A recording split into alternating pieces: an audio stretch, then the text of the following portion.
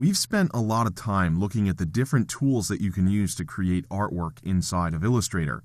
So we're now going to go ahead and use all of that new knowledge to build this little owl cartoon character. This is where we'll get the character together. But if you want, you can take the next step and kind of spruce the owl up a little bit by adding some gradients to the owl. And you can also alter the path to create the jagged ears. So you will have the ability to kind of spend some time on your own to improve the overall look of the owl. But together, what I'd like to do is go ahead and create this basic version of the owl. To do that, we need to create a new document. So let's come up to the File menu. Under the File menu, you can choose New. This will open up the New Document dialog box. I'm going to go ahead and set the orientation to Portrait. Then I'll go ahead and click OK. So the first thing that we want to do here is we want to turn on the grid. That's going to help us essentially plot out where we need to place the different elements associated with the owl. So let's come up to the View menu, and under the View menu, we can choose Show Grid. And when we do that, the grid will be displayed. Now, this grid really isn't tight enough in terms of the grid boxes that are being created, so we want to modify that. If we come over to the Preferences, which we can access here on the Control panel by clicking the Preferences button with the Selection tool highlighted, you'll notice that there's an area called Guides and Grid. And so right now we have one subdivision every 72 points. I'm going to go ahead and change that to every 16 points. Then I'll go ahead and click OK, and you'll notice we have a tighter pattern now. The next thing that we want to do is we want to show our rulers. So let's come up to the View menu, and under the View menu, we can choose Rulers, and then we'll choose Show Rulers. So the very first thing that we need to do to create this owl is draw a circle. Believe it or not, his head is a circle. And as I hover over this portion of the owl, you can see that that is the case. So let's come back to that new document, and we're going to choose the Ellipse tool. With the Ellipse tool, we want to choose a brown or tan fill color, and we don't want to use a stroke color. So I'm going to go ahead and choose None for the stroke.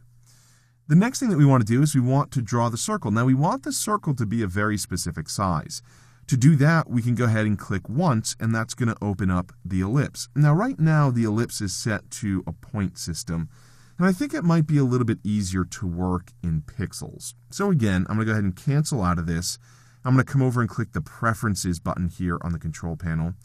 Then what we can do is come over to Units. And what I want to do is set General to Pixels, and we also want to set the Stroke to Pixels. Then we can come over and click OK. And once we do that, we're then ready to click once. And what we want to do is set the width to 200 pixels and the height to 300. And the height to 200 pixels. So I'm just going to tab into the height text field. Then you can go ahead and click OK, and it creates the circle for you. Now, what we want to make sure is that the circle is centered within at least one of these grid lines. So I'm going to come over and highlight the Selection tool. Then I'm going to zoom into the circle. Remember, the keyboard shortcut to activate the Zoom tool is Space Command or Space Control on Windows. And you want to make sure that this center anchor point is in line with a grid line. Now, what you can do is come up to the View menu, and from the View menu, you can choose Snap to Grid, which is located down here towards the bottom. Once you do that, if you click and drag to the left or to the right a little bit, it should snap to an intersecting line. And in this case, it doesn't seem like it's really doing that. What's happening is this line here is snapping to the grid, which is fine. We don't necessarily need the circle to be exactly 200 pixels by 200 pixels. It was really just a starting point.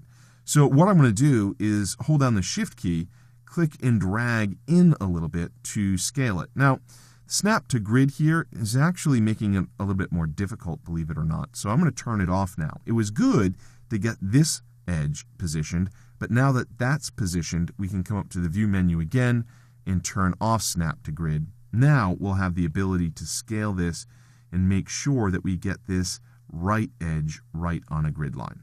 So that's pretty much what we're looking to do. So that looks pretty good. Now, this is important because we're going to set up some guides so we can create the ears for this owl. Let's go ahead and drag out a couple guides. I'm going to go ahead and drag one down horizontally. We want it somewhat in the center point. In fact, I'll come up maybe one grid box from there to place that guide. And then I want to do the exact same thing vertically here. Now, these guidelines will make it easier for us to set anchor points for the ears. And we're going to create the ears by using the pen tool. So come over and choose the pen tool. You want to use that same fill color. So I'm going to come over here and select that.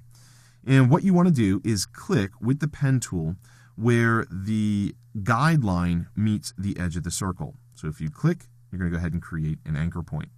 Then what you want to do is maybe come up just about to the top of the circle. I'll say one grid box below the circle, and you want to click again.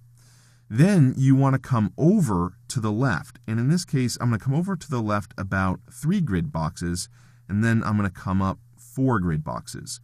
So that's where I want to position this. And that's beginning to build the left side of his ear. Then you want to click here in the center where the top of the circle meets this vertical guideline. You want to click and drag out about 2 or 3 grid boxes to create a curve within the owl's ears. And then you need to essentially establish the right side of the ear in the opposite location of the left side of the ear. So if you really wanted to, you could just count grid boxes. We have 1, 2, 3, 4, 5, 6, 7, 8, 9, and then we hit the guide. So now what we need to do is count over 1, 2, 3, 4, 5, 6, 7, 8, 9. Now there are other ways that you could do this to essentially mirror the image, but I'm not overly concerned about that right now. Let's just go ahead and set this point. And then what we need to do is come over here. Remember, you want to be essentially one grid box below the top portion of the circle, and then come down here where the guideline meets the edge of the circle. And so that essentially completes this. We'll have to tweak it and modify it a little bit so we don't see this curve closing, but we're pretty close. One way to easily fix that is to move the circle up a little bit or to scale it. And that's something that we'll address in the next movie. But if you wanted to see if everything was aligned properly, again, just drag out some guides. So the tip of the ears looks good. I can click and drag out a guideline here. They essentially come down the same way. So we're in good shape. In the next movie, we'll fix this small little problem that we have here, and we'll also take a look at how we can add the eyes to the owl.